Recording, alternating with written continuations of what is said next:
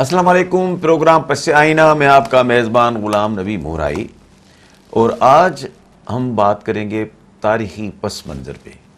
ناظرین، اس پروگرام میں ہم کیا کرتے ہیں کہ کسی بھی ایسے ایشو کو سلیکٹ کر کے اس کے تاریخی پس منظر پہ انالیسس کرتے ہیں. اب جو ہمارا پروگرام انگریز بر صغیر میں انگریز بیوپاری بر صغیر میں حکمران کیسے بنا، تو ہماری اس پروگرام کی 2 ایپیسوڈز پہلے آپ دیکھ چکے ہیں. ایک ایپیسوڈ ہم نے 1608 میں انگریز آیا، بظاہر امپورٹ ایکسپورٹ بزنس کی پرمیشن لی جہانگیر سے اور وہ کاروبار شروع کیا، اور اس کے بعد انہوں نے ایسٹ انڈیا کمپنی بنائی اور بنگال پہ رول کیا. 1757 پہ بنگال فتح کیا انہوں نے، اور وہ یہ سلسلہ ایسٹ انڈیا کمپنی کا چلتا گیا، بڑھتا گیا. پھر ہم نے دوسری ایپیسوڈ میں بات کی تھی 1757 سے 1857، 100 سال کی پوری، جس میں ہم نے بتایا تھا کہ ایسٹ انڈیا کمپنی کو کس طرح کامیابی ملی. 1857 میں ایسٹ انڈیا کمپنی کے خلاف بغاوت شروع ہوئی. وہ کہتے تھے بغاوت، ہم تو کہتے تھے کہ آزادی کی جنگ، یا ہم ان سے آزادی لینا چاہتے تھے. ہم نے اس دوران یہ پورا 100 سال میں یہ ڈسکس کیا تھا کہ ایسٹ انڈیا کمپنی یہاں ناکام ہوتی ہے آگے، اور برطانیہ حکومت ان کو کہتی ہے کہ آپ ناکام گئے ہو اور ہم ابھی ٹیک اوور کریں گے. یہاں تک ہم نے بات چھوڑی تھی 1857 پہ، اور پھر برطانوی راج آ گیا تھا یہاں.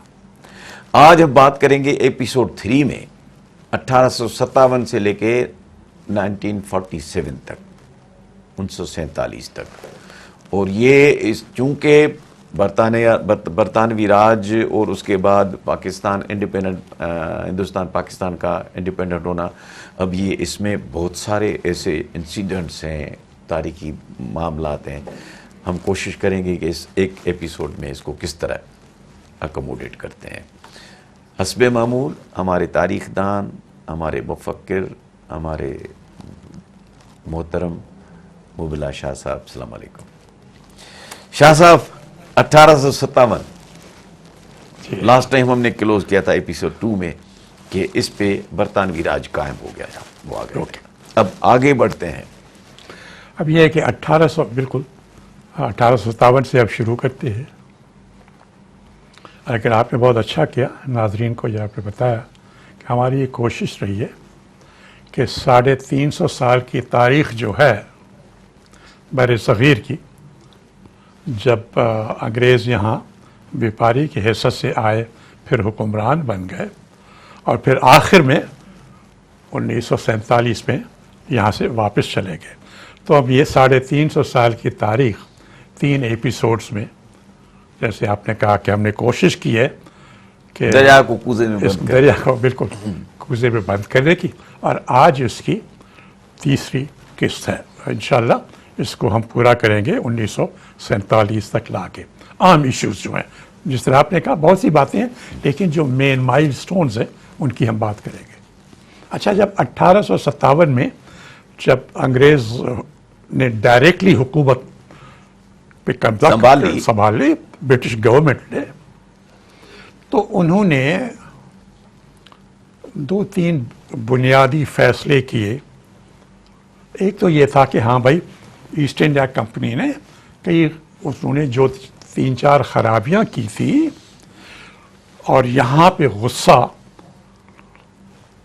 بر صغیر کے لوگوں میں بہت بڑھ گیا تھا، اور جو بغاوت ہوئی یا وار آف انڈیپینڈنس ہوئی، تو پہلا تو انہوں نے یہ کیا کہ ان کے غصے کو ٹھنڈا کرنے کے لیے، ان کو اطمینان دلانے کے لیے کوئین وکٹوریہ سے ایک انہوں نے بیان جاری کروایا. اس وقت کوئین وکٹوریہ کی حکومت تھی. اس میں انہوں نے کہا اپنے فرمان میں کہ بھائی بر صغیر کے لوگ آپ پریشان نہ ہوں، یہ ایسٹ انڈیا کمپنی جو ہے وہ انہوں نے بڑا غلط کام کیا، یہ وہ ہم آپ کو بڑا بہتر ٹریٹ کریں گے، جس طرح ہمارے اپنے انگلینڈ میں جو گورے رہتے ہیں اسی طرح آپ کی ایکول ٹریٹمنٹ ہوگی. یہ تو سیاسی بیان ہو گیا کہ لوگوں کی کچھ تسکین ہو, غصہ ٹھنڈا ہو, اس پہ عمل تو ہوا نہیں, لیکن اس کی شروعات یہاں سے ہوئی. پھر انہوں نے 2-3 اور پالیسیز بنائیں جو سیکھا تھا سبق کہ جو ایسٹ انڈیا کمپنی کی غلطیوں سے. ایک تو انہوں نے یہ طے کیا کہ بھائی لوگوں کی جو ثقافتی اور مذہبی جذبات ہیں یا ان کے جو عقائد ہیں, ہم ان سے چھیڑ چھاڑ نہیں کریں گے. ایسٹ انڈیا کمپنی نے کیے تھے اور اس سے لوگوں میں بہت غصہ آیا تھا, انہوں نے سمجھا تھا کہ اس بغاوت یا جو آزادی کی جنگ تھی اس کا ایک سبب یہ بھی تھا کہ ثقافت اور مذہب سے چھیڑ چھاڑ کی گئی تھی, اس کا احترام نہیں کیا گیا تھا. تو برطانوی حکومت نے ایک یہ تھا کہ جی ہم آپ کے ثقافتی اور مذہبی چیزوں میں ہم دخل نہیں دیں گے.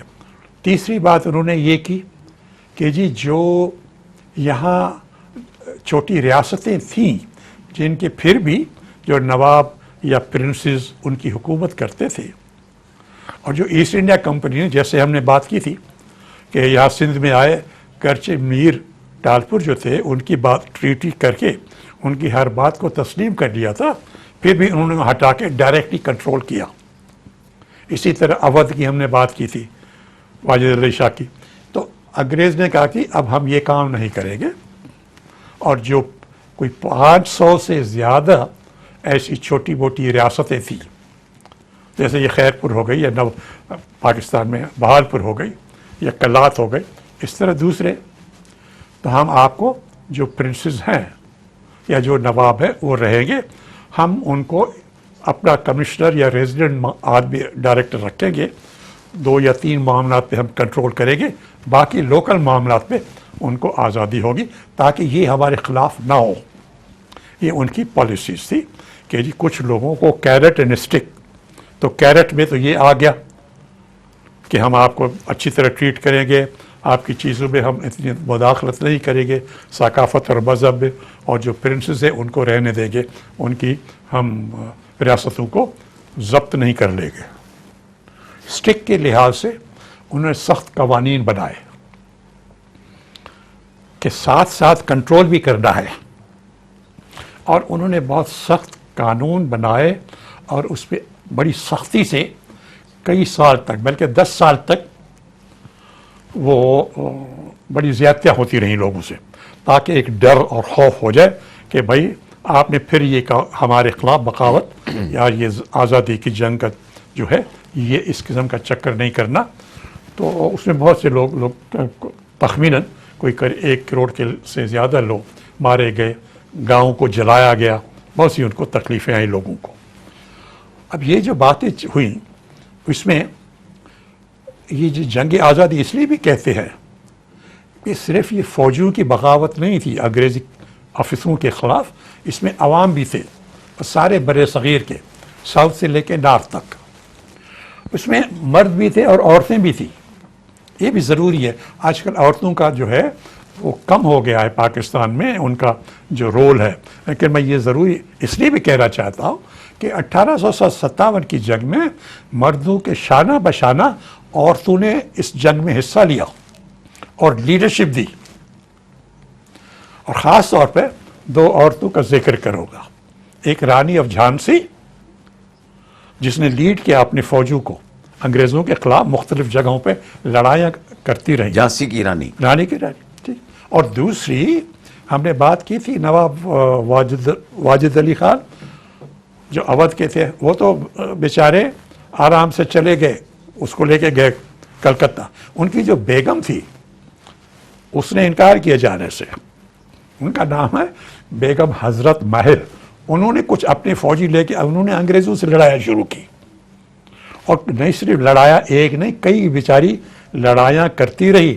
میاں جو تھے وہ کلکتے میں انگریزوں کے ساتھ تھے, بیگم صاحبہ لڑائیاں کرتی رہی, کرتے کرتے وہ بیچاری اتنی لڑائی کی بعد میں وہ نیپال چلی گئی اور وہاں ان کا انتقال ہوا. میاں کلکتے میں رہے. مطلب ہے کہ مردوں کے شانہ بشانہ عورتوں نے لیڈ کیا, ٹھیک ہے, یہ عورتوں کا رول تھا.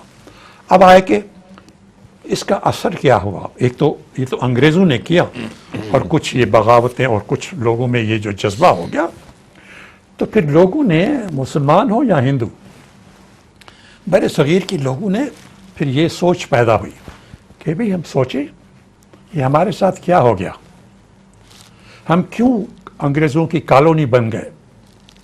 ایک تجارتی لوگ جو بیوپار کرنے آئے، ہم سے اجازت لی، ہم سے لائسنس لیا، پھر ہم پہ حکمران کیسے بن گئے؟ وہ یہ سوچ پیدا ہوئی کہ ہماری کون سی کمزوریاں تھیں جس کی وجہ سے ہم پہ حاکم ہو گئے، اب ان کمزوری کو کیسے ختم کریں؟ اور یہ جو وار آف انڈیپینڈنس تھی 1857 کی، ہم یہ کیوں ہار گئے اور آئندہ کیا کرنا چاہیے کہ ہمیں کامیابی ہو؟ تو یہ اس قسم کی سوچ پیدا ہو گئی سب میں، مسلمان ہو یا ہندو میں، اور یہاں ریفارمز شروع ہو گئے۔ اب مسلمانوں میں جو ریفارمز ہوئے وہ خاص طور پر ہمارے ناظرین کے لیے اس میں دو طریقے استعمال کیے گئے۔ ایک تو علماء نے شروع کیا، دیوبند نے، کہ مدرسے میں مذہبی تعلیم دی جائے اور لوگوں کو وہاں سے سکھایا جائے کس طرح جو انگریز آیا ان کے خلاف کیا کس طریقے سے اپنے آپ کو مضبوط کرے۔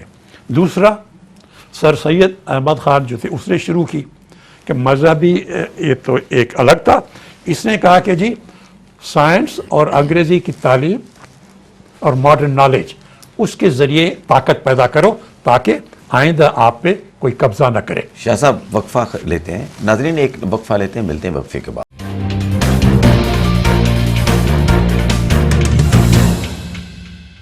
ویلکم بیک ناظرین۔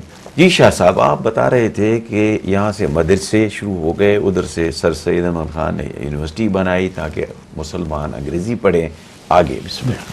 مطلب ہے کہ مختلف صوبوں میں اور ریاستوں میں مختلف لوگ کرتے رہے کوشش، یہ دو پرومیننٹ تھے سب سے زیادہ، ٹھیک ہے صاحب۔ اب یہ جب ہوا تو اس کے بعد انگریزوں نے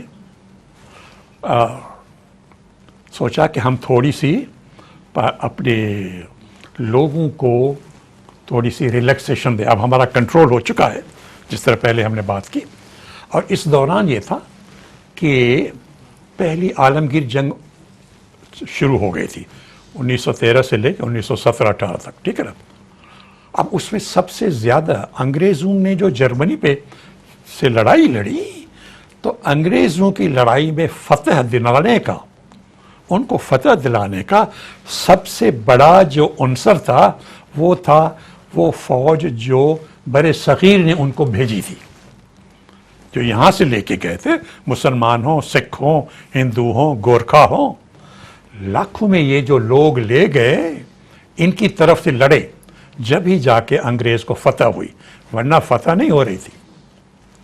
تو انہوں نے سوچا کہ اب ہم تھوڑا سا بر صغیر کے لوگوں کے لیے کچھ کریں، تو پھر 1919 کا ایکٹ آیا، انڈیا ایکٹ آف 1919، جس میں تھوڑی سی لوکل گورنمنٹ میں ان کی پارٹیسپیشن میونسپل لیول تک، ضلع لیول تک وہ دی گئی، اور یہ رائٹ آف ووٹ دیا گیا صرف ان کو جو اس زمانے میں لینڈ ریوینیو دیتے تھے 3000 روپے یا ٹیکس دیتے تھے شہر میں۔ تو جو اب عمرہ کا طبقہ تھا، اپر کلاس، ان کو صرف ووٹ کا حق تھا، اور یہ 1919 میں 3000 روپے کی آپ لینڈ ریوینیو دیں جب آپ کو ووٹ کا حق ملے گا، ٹھیک ہے صاحب۔ اچھا، اب یہ تھا کہ اس دوران یہ تو ایک ہوا، ساتھ ساتھ ایک دو تین اور مسائل پیدا ہو گئے۔ وہ یہ تھا کہ یہاں کے جو وائسرائے صاحب تھے، انہوں نے وہ جو کنٹرول والا کہا نا کہ پہلے سارا حکومت صرف انگریز چلاتے تھے، وائسرائے اور ان کے نیچے کوئی 1500 انگریز ICS آفیسر تھے اور 22,000 کی انگریز کی فوج تھی کل۔ یہ انگریز کی ٹوٹل جو اس نے اتنے بر صغیر کو قابو کیا ہوتا۔ اب اس کے نیچے انہوں نے بر صغیر کے اپنے لوگوں کو، ہندو، مسلمان، سکھ، ان کو سول میں بھی رکھا تھا، فوج میں بھی رکھا تھا، لاکھوں لوگ کام کر رہے تھے۔ لیکن انگریز جو تھے وہ شروع میں یہی لوگ تھے بس، وائسرا، 1500 انگریز ICS آفیسرز اور 22,000 فوجی انگریز۔ باقی لاکھوں لوگ ان کے نیچے مختلف شعبوں میں کام کرتے تھے. اب اس نے آہستہ آہستہ انہوں نے ڈھیل دینا شروع کی. پھر برصغیر کے لوگوں کو وائسرائے کی کونسل میں شامل کیا, پھر یہ لوکل کونسلز میں ان کو اختیار دے دیا. یعنی اس میں 2-3 باتیں اور ہو گئی. جب فرسٹ ورلڈ وار لگی تو ہر ایک اس زمانے میں انگریزوں نے بڑے سے ہر ایک کو میٹھی میٹھی باتیں بتائی, مسلمانوں کو بھی. لیکن پھر وہ یہ ہوا کہ جب انہوں نے عثمانیہ خلیفہ جو تھا اس کو نکالنے کی کوشش کی تو یہاں خلافت موومنٹ شروع ہو گئی. مسلمان ناراض ہو گئے کہ بھائی آپ نے ہمارے ساتھ وعدہ کیا تھا, ہم نے آپ کے لیے اتنی لاکھوں فوج بھیجی, مدد کی آپ کے لیے, گاؤں میں گئے, وہاں سے فوج اکٹھی کر کے آپ کو دے دی, آپ نے ہماری خلافت کو ہی ختم کر دیا. تو یہاں خلافت موومنٹ شروع ہو گئی. اس کے بعد ایک اور قانون بنا بڑا سخت, رولٹ ایکٹ ہوتا ہے وہ. اس میں یہ تھا کہ جی کسی پہ شک ہو جائے گرفتار کر لو, اس کو کوئی وجہ بھی نہیں بتاؤ اور اس پہ کیس کرا کے اس کو جیل دے دو.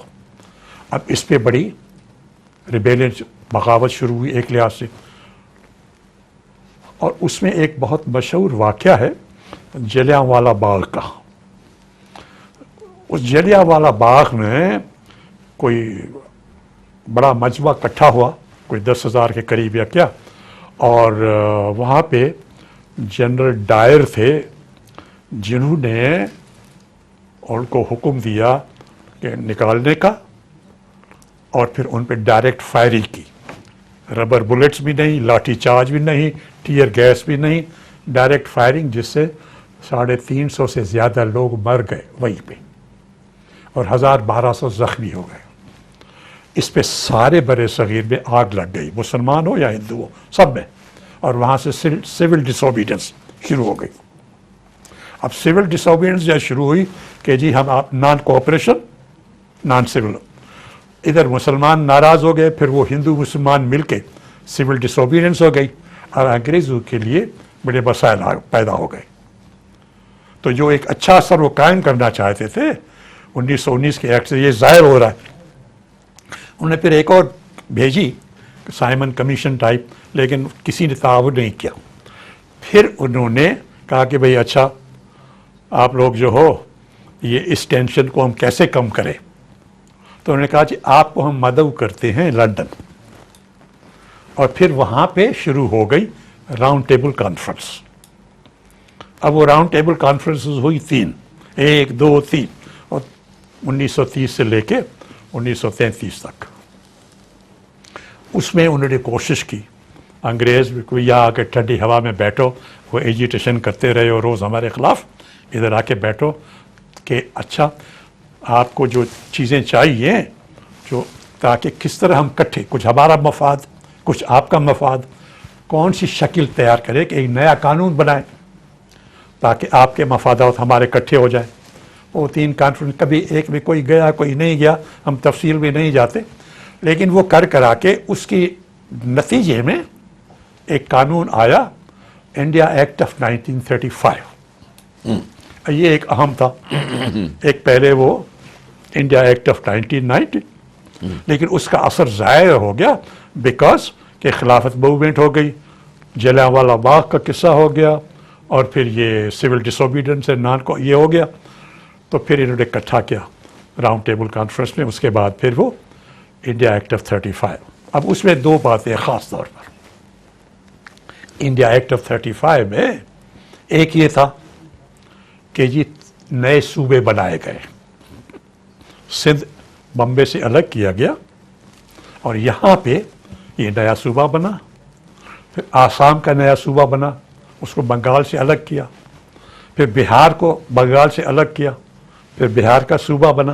تو ایک تو نئے صوبے بنے سندھ اور دوسرے, اور وہاں پہ صوبائی حکومتیں قائم ہو گئی. وہی کہ لوگوں میں آہستہ آہستہ, پہلے تھا میونسپل لیول پہ 1919 والا ایکٹ, اب آ گیا پروونشل لیول پہ ان کو پاور دیا گیا. پھر دوسرا یہ ہوا اسی کے بعد کہ بھائی وہ پہلے جو تھا 1919 والے ایکٹ میں 3,000 روپے لینڈ ریوینیو دے جب آپ کو ووٹ کا حق ملے گا. 1935 کے بعد انہوں نے کہا جی اچھا ایڈلٹ فرنچائز یہ ہوگی لیکن صوبے کی حد تک. فیڈرل جو سینٹرل لیجسلیچر تھا اس میں بھی ابھی انڈائریکٹ سسٹم چلے گا, لیکن یہ تھا کہ وہاں پہ انہوں نے بائی کیمرل کیا, جس طرح ہم آج کل کہیں گے نیشنل اسمبلی ہے اور سینٹ ہے, اسی طرح وہاں پہ ایک انہوں نے لیجسلیچر کیا, ایک کاؤنسل آف اسٹیٹ کیا کہ 2 چیمبر. اگین مقصد یہ تھا کہ بر صغیر کے لوگوں کو اب سینٹرل گورنمنٹ میں بھی شرکت دی جائے, ان کا مشورہ لیا جائے. ابھی تک مشورے تک بات تھی, فیصلہ کرنے کا اختیار بھی وائس رائے کو تھا, لیکن صوبائی حکومتوں میں ان کے پاس یہ اختیار مل گیا. تو اب انڈیا ایکٹ 35 جب آ گیا تو یہ آ تو گیا, اور انگریز نے اور یہ راؤنڈ ٹیبل کانفرنس کے نتیجے میں یہ ایکٹ پاس کرایا اپنی پارلیمنٹ سے. لیکن یہ تھا کہ اس سے نہ مسلم لیگ کے لیڈر نہ کانگریس کے لیڈر کوئی خوش نہیں تھا. ابھی ہم بات کرتے یہ ضروری ہے کہ مسلم لیگ اور کانگریس یہ آئی کہاں سے. ہم بات کر رہے تھے جو پہلے سیشن میں کہ 1857 کے بعد جو یہ سجاگی ایک پیدا ہوئی سوچ کی کہ بھئی کیا ہو گیا ہمارے ساتھ اور ہم اتنے کیوں نیچے چلے گئے, کس طرح اوپر آنا ہے.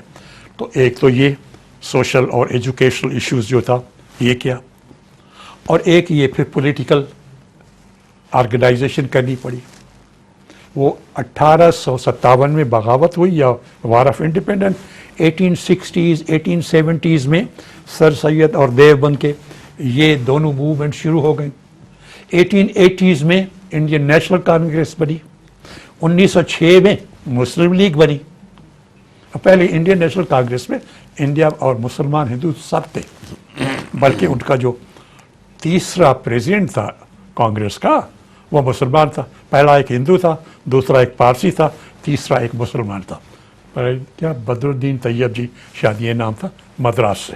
اور اس اور بعد اور بھی کئی رہے, مولانا ابوالکلام آزاد اور حکیم اجمل خان اور یہ وہ بہت سے رہے. تو ایک 1885 میں وہ بنی اور یہ 1906 میں مسلم. تو یہ پولیٹیکل لحاظ سے, سوشل لحاظ سے, ایجوکیشنل لحاظ سے, ہر لحاظ سے, کلچرل اور مذہبی لحاظ سے یہ ہو رہا تھا کہ کیا کریں ہم. تو اس کے نتیجے میں یہ پھر بہت سی باتیں ہوں گی. پھر ہم اب یہ جو 19 کا ایکٹ آیا, پھر 35 کا ایکٹ, اب اس پہ سے کوئی راضی نہیں تھا. جناح صاحب نے بھی اس کو کہا کہ دس از اے راٹن تھنگ, ناٹ ایکسیپٹیبل. نہرو نے بھی کہا کہ جی دس از ناٹ ایکسیپٹیبل, یہ ہماری اس سے بے عزتی ہو رہی ہے, یہ کیا ہے, ہمیں بہت کچھ چاہیے تھا. تو اب یہ اس پہ بھی کچھ صوبائی حکومت الیکشنز وغیرہ ہو گئی 1937 پہ. اب اس میں یہ ہوا کہ اب یہ this is where parting of ways, ہندو اور مسلمانوں کے جو الگ راستے شروع ہوتے ہیں وہ 37 کی الیکشن سے.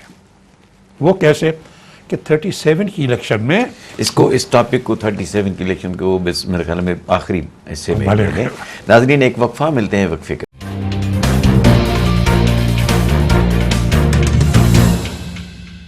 ویلکم بیک ناظرین. جی شاہ صاحب آپ بات کر رہے تھے 1937 اختلافات شروع ہوئے. الیکشن جو 1937 میں ہوئی اس سے کانگریس اور مسلم لیگ کے اختلافات شروع ہو گئے. اب یہ ہے کہ اس میں مسلم لیگ کی یہ کلیم تھا کہ ہم مسلمانوں کو ریپرزینٹ کرتے ہیں, میجارٹی پارٹی ہے ان کی. کانگریس کی یہ تھی کہ ہم دونوں کو ریپرزینٹ کرتے ہیں, ہندو ہو, مسلم ہو, سکھ ہو, سب کو. اب 37 کی الیکشن میں مسلم لیگ نے کوئی اچھی پرفارمنس نہیں دی. انڈین نیشنل کانگریس سے بہت اچھی پرفارمنس دی, ان کے بہت سے لوگ آ گئے. یہاں مسلم میجارٹی صوبے جو تھے وہاں پہ بھی مسلم لیگ نے کوئی اچھی پرفارمنس نہیں دکھائی. اب مسلم لیگ نے سوچا کہ بھائی اگر ہم اپنی ڈیمانڈز کو صحیح طور پر پیش نہیں کرتے تو جو بر صغیر کے مسلمان ہیں ان کو ہم کیسے اپنی طرف متوجہ کریں گے, کیونکہ یہ جو 37 کی اس میں تو ہمیں کوئی نقصان ہو رہا ہے, ہماری لیڈرشپ اور وہ تو ختم ہو جائے گی. اب اس دوران پھر وہ 1939 کی سیکنڈ عالمی جنگ شروع ہو جاتی ہے, اب سیکنڈ ورلڈ وار میں بھی اسی طرح، جس طرح پہلے یہاں سے لاکھوں فوجی گئے اور انگریز کی انگلینڈ کی وکٹری میں بہت بڑا حصہ تھا یہاں کے فوجوں کا، مسلمان، ہندو، سکھ سارے. تو اس کے بعد اسی دوران جب یہ چل رہی تھی تو گاندھی نے اناؤنس کیا کوئٹ انڈیا موومنٹ. انہوں نے کہا 42 میں 42. انہوں نے سوچا کہ یہ موقع ہے کہ انگریز کو اور پریشر کرو اور آزادی کی ڈیمانڈ کرو. اور پہلے میں نے جیسے بات کی کہ وہ 37 کی الیکشن میں چونکہ پرفارمنس نہیں آیا صحیح، مسلم لیگ نے بھی یہ سوچا کہ بھائی ہم نے اپنے خیالات کو، اپنے پالیسیز کو کلیئر کرنا ہے تاکہ مسلمانوں کی توجہ ہماری طرف آ جائے، ورنہ تو مسلم لیگ کی یہ پوزیشن جو ہے وہ تو خراب ہو جائے گی. اس کے نتیجے میں پھر 1940 کا لاہور میں جو ریزولوشن آیا پاکستان بنانے کا کہ بھائی اب ہماری کلیئر ڈیمانڈ ہے. پہلے ہم کلیئر نہیں تھے، پہلے آگے پیچھے کبھی یہ تھا، ادھر بھی کوشش تھی ادھر بھی کوشش تھی. تو اب یہ کلیئر ڈیمانڈ ہو گئی کہ ہمیں مسلمانوں کے لیے الگ اسٹیٹس چاہیے، اور ان کی یہی تھی کہ ایک ویسٹ میں ایک ایسٹ میں، بنگال اور آسام میں اکٹھا کریں تو مسلمانوں کی میجورٹی تھی، اور یہ جس کو ہم ویسٹ پاکستان کہتے ہیں اس میں مسلمانوں کی میجورٹی، کہ یہ مسلم اسٹیٹس ہوں، باقی بیچ کا جو انڈیا ہے اس میں ہندو میجورٹی ہے. اب یہ آ گیا ریزولوشن. اب دونوں نے پھر بھی کوشش چلی، انگریزوں نے بھی کوشش کی اور اس کے بعد مسلمانوں نے اور کانگریس میں بھی، کہ بات بن جائے. اور ایشو یہ تھا ہندوستان کا بٹوارہ نہ ہو. اور اس اچھا، یہ تاریخ میں ایک جگہ میں نے پڑھا ہے کہ جو اپنا گاندھی تھا وہ آیا ڈائلاگ کرنے کے لیے قائد اعظم محمد علی صاحب کے ساتھ کہ جی لیٹس ناٹ ڈیوائڈ انڈیا، اور آپ اور ہم ساتھ رہیں. تو کیا آپ کوئی ایسی بات چاہتے ہیں تو گارنٹیز، تو ہم آپ کو گارنٹیز دینے کے لیے تیار ہیں. میں تو بتاتا ہوں جی، بتاتا ہوں آپ کو. یہ جو بات ہے نا، اب اس پہ یہ جو کوششیں ہو رہی تھیں اس دوران سب سے جو اہم کوشش ہوئی وہ برطانیہ کی طرف سے یہ ہوئی کہ انہوں نے کیبنٹ مشن بھیجا یہاں 46 میں. ٹھیک ہے صاحب. اس سے پہلے مسلمان لیڈرشپ، کانگریس لیڈرشپ، مسلم لیگ اور کانگریس کی آپس میں کچھ کوشش میں تھے کہ اکٹھے ہو جائے، اور مسلمانوں کی یہی تھی ڈیمانڈ کہ جی ہمارے جو اکنامک یا جو پولیٹیکل یا سوشل کلچرل جو مفادات ہیں ان کا پروٹیکشن کرے، ہم مائنارٹی ہیں، اگر وہ پروٹیکشن کرتے ہیں تو ہمیں اعتراض نہیں ہے. اس میں کچھ لوگ کانگریس کے لیڈر جو تھے وہ اس بات سے متفق تھے کہ ہاں. اب اس میں سب سے زیادہ اور آتھینٹک جو بات کی جو ریکارڈ ہے وہ ہے اس آدمی کا جو کانگریس کا پریزیڈنٹ تھا، مولانا ابوالکلام آزاد. ٹھیک ہے صاحب. آزاد صاحب جو تھے وہ 1940 سے لے کے 1946 تک انڈین نیشنل کانگریس کے صدر ہوتے رہے، الیکٹڈ پریزیڈنٹ. ٹھیک ہے صاحب.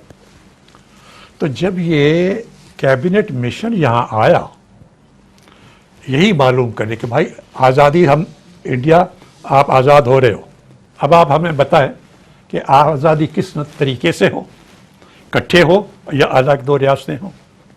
تو نیگوسیشنز جو ہوئیں کیبنٹ مشن کی، مسلم لیگ سے بھی ہوئیں، جناح صاحب سے ان کی ہوئی نیگوسیشنز، اور ان کے باقی جو ان کی لیڈرشپ میں آئے، کانگریس سے بھی ان کی لیے ہوئی، مانا ابوالکلام آزاد صاحب سے بھی ان کی ہوئی، اور ان کے ساتھ جو ان کے شریک رفیق تھے. اور اتفاق ہو گیا کہ جی ہم انڈیا کو 3 یونٹ 3 گروپس میں کریں گے، اے بی سی. یہ مورالس وہی تھا کہ دونوں کو ہم خوش رکھتے ہیں. ایسٹرن ونگ بنگال اور آسام، اس میں یہ مسلم میجارٹی بنتے تھے، اور ویسٹرن ونگ جو آج مغربی پاکستان یا جو پاکستان ہے آج کا، یہ اے اور بی یہ ہو گئے اور سی سے بیچ کا انڈیا. Remaining India. ٹھیک ہے صاحب. تو انہوں نے کہا جی یہ تین جو ہے اے بی سی گروپس اور یہ صوبوں کو زیادہ اختیارات دیے جائیں گے. اب یہ مسلم لیگ نے بھی ہاں کی، ایگری کیا، کانگریس نے بھی ہاں کی، دونوں نے کہ ہاں یہ فارمولہ 1946 تک معاملہ کٹھے ہوا، دونوں نے ہاں کی. اب جو ایشو ہے، اب یہ مولانا ابوالکلام آزاد نے اپنی کتاب لکھی انڈیا ونس فریڈم، اس کے جو 30 پیجز تھے انہوں نے یہ اب لکھا کہ جی باقی کتاب شائع کر لے، یہ 30 پیجز جو ہیں وہ میری وفات کے بعد شائع کریں، کیونکہ اس میں انہوں نے اپنے کچھ دوستوں کے متعلق کچھ حقائق لکھے تھے جو انہوں نے سوچا میری زندگی میں اگر یہ ظاہر ہوئے تو تعلقات خراب ہو جائیں گے، بری بات لگتی ہے. اب جب وہ کھولے گئے کاغذات ان کی رحلت کے بعد تو اس میں وہ کہتے ہیں کہ میری زندگی کی سب سے بڑی سیاسی غلطی یہ تھی کہ 1946 کے بعد مجھے 1946 دسمبر میں ہوتی تھی کی الیکشنز. انہوں نے کہا مجھے کئی دوستوں نے کہا کہ آپ اگلے سال بھی پریزیڈنٹ رہیں کانگریس کے جس طرح آپ 6 سال سے رہے ہیں. کیوں؟ کہ آپ نے کیبنٹ مشن سے نیگوسیشنز کیے. لیکن میں نے ان کے کہنے کے باوجود کہا نہیں میں نہ ہوں گا اور کسی اور کو آپ بنا دیں. انہوں نے کہا زندگی میں سب سے بڑی سیاسی غلطی میں نے یہ کی. کیوں؟ کیونکہ اس کے بعد شاید راجندر پرساد ہو گئے یا کوئی اور تھے جو نہیں یہ بنا تھا نا اپنا نہرو. اس کے بعد جو اس میں یہ بھی لکھا ہے جہاں تک مجھے کہ انہوں نے کہا کہ جی میں نے نہرو کا نام دیا اور میں نے نہرو کو پیٹرنائز کیا. تو نہرو ہو گئے. اچھا نہرو نے یہ کہا کہ صاحب یہ تو ہم نے ہاں کی ہے لیکن آگے چل کے یہ جو فارمولہ ہے اے بی سی کا ہم اس میں تبدیلی کر لیں گے اور یہ جو پاورز ہے سینٹر اور پروونس کے اس میں بھی ہم تبدیلی لے آئیں گے. جب یہ مکر گئے جو انڈین نیشنل کانگریس کے پریزیڈنٹ نے، وہ یہی دکھ ہے جو آزاد صاحب کہہ رہے تھے مولانا ابوالکلام کہ صاحب یہ میں نے اپنے ہاتھ سے خود اس کو صدارت دے دی نہرو کو اور وہ اسی سے مکر گیا جو میں نے اور باقی کانگریس لیڈرشپ نے ہاں کی تھی. تو جب وہ مکر گئے تو پھر مسلم لیگ نے بھی کہا کہ بھائی ہم دونوں نے اتفاق کیا تھا، آپ اگر آپ کو اب نامنظور ہے تو ہمیں بھی نامنظور ہے اور ہمیں بھلے بٹوارا ہو جائے، پاکستان چاہیے ہمیں، کیونکہ آپ کہتے ہو جو اکٹھے رہنے کا اصول تھا وہ ہاں کر کے آپ اس سے مکر گئے ہو. تو پھر یہ بات ہوئی کہ ہاں جی اچھا ایسا ہے تو پھر ایسا ہی ہوگا. اس کے بعد ایک اور کوشش ہوئی جس کا آپ نے ذکر کیا، وہ یہ تھا کہ گاندھی پھر آئے جینا صاحب کے پاس کہ جی کیا ہم کریں ایسی کوشش کہ بٹوارا پھر نہ ہو. اور اس میں انہوں نے آفر کیا جناح صاحب کو کہ آپ متحدہ انڈیا کے پہلے پرائم منسٹر ہو جائیں تاکہ آپ کو یہ اطمینان ہو کہ یہ جو فارمولہ ہے کیبنٹ مشن کا اس میں تبدیلی نہیں آئے گی. اس کو بھی سیبوتاج کیا نہرو نے. اس نے کہا نہیں جناح صاحب کو پہلا پرائم منسٹر ہمیں قبول نہیں. How can a Muslim become the first prime minister of India? انہوں نے کہا جی یہ قبول نہیں. تو دونوں باتوں میں جو مولانا ابوالکلام آزاد نے جس طرح خود کہا کہ مجھے میری سب سے بڑی سیاسی غلطی زندگی کی یہ تھی کہ کہنے کے باوجود میں نے کہا نہیں اور میں نے خود نہرو کا نام دیا کہ آپ صدر ہوں اور وہ ہمارے فیصلے سے مکر گئے. ان کو اپنی ذاتی لیٹر سے خواہش تھی. اور پھر یہ دوسرا جب گاندھی جی گئے جناح صاحب کے پاس پھر بھی کوشش کریں آپ پہلے پرائم منسٹر ہو جائے، اس کو بھی نہرو نے اسٹیٹمنٹ دی تھی یہ نہیں ہو سکتا. اچھا اس کو اپنی ایمبیشن تھی. اچھا تو یہ تو ہو گیا. ایک نہرو ایک پٹیل یہ دونوں ان کی دونوں کے ساتھ ہی prime minister deputy prime minister. اب یہ تو مطلب طے ہو گیا کہ کانگریس نے خاص طور پر نہرو نے دونوں بار आज़ाद के फैसले को भी उसको सबोताज किया, फिर गांधी के फैसले को भी उसने सबोताज किया। अलग होगी रियासतें दोनों, ये तो कभी अलग होंगी। फिर एक और आदमी है जिसने बहुत, ये जो मैसेकर, ये जो लाखों लोग मारे गए और इतने बेघर हुए और जुल्म व ज़्यादतियाँ हुई, सबसे बड़ा जो कसूरवार है, रेकलेस, वो आदमी था माउंटबेटन, जिसको पहले ब्रिटिश प्राइम मिनिस्टर ने कहा कि तो जून 48 तक आज़ादी दे देना दोनों ममालिक को, और इस दौरान इंतज़ाम करो पॉलिटिकल एडमिनिस्ट्रेशन एडमिनिस्ट्रेटिवली, ताकि सुकून से, इत्मीनान से ट्रांसफ़र ऑफ पॉपुलेशन हो। इस आदमी ने 3 महीने में कहा, मार्च 47 में आया और कहा कि जी जून में ऐलान किया कि जी अगस्त में 47 में, अभी 9-10 महीने पड़े थे, और कोई इंतज़ाम नहीं किया कि भाई पॉलिटिकल लीडरशिप कांग्रेस और मुस्लिम लीग की बिल के तय कर दें कि किस तरह इत्मीनान से ये होगा, या जो एडमिनिस्ट्रेशन है ऑल द वे नीचे डाउन, डिप्टी कमिश्नर ये वो सारे तक, कि भाई इतने मैसेकर न हो, वायलेंस न हो, राइटिंग न हो। यहाँ पे इस पार्टीशन में जो मैसेकर और बेगुनाह लोग मारे गए, उसका सबसे बड़ा कसूरवार माउंटबेटन है। बात यह है कि उसके बाद फिर 14 को पाकिस्तान आज़ाद हो गया, 15 को इंडिया हो गई, और अंग्रेज़ों से जान छूटी, सबका टिकट की। नाजरीन, आज आपने हमारी तीसरी एपिसोड आज ख़त्म हुई, जिसका उन्वान था कि व्यूपारी अंग्रेज़ हुक्मरान कैसे बना। आप ये प्रोग्राम हर जुमेरात को शाम को 7 बजे वाली न्यूज़ के बाद देख सकेंगे, रिपीट में रात को 12 बजे देखेंगे, और नेक्स्ट डे 2 बजे देखेंगे। खुदा हाफिज़।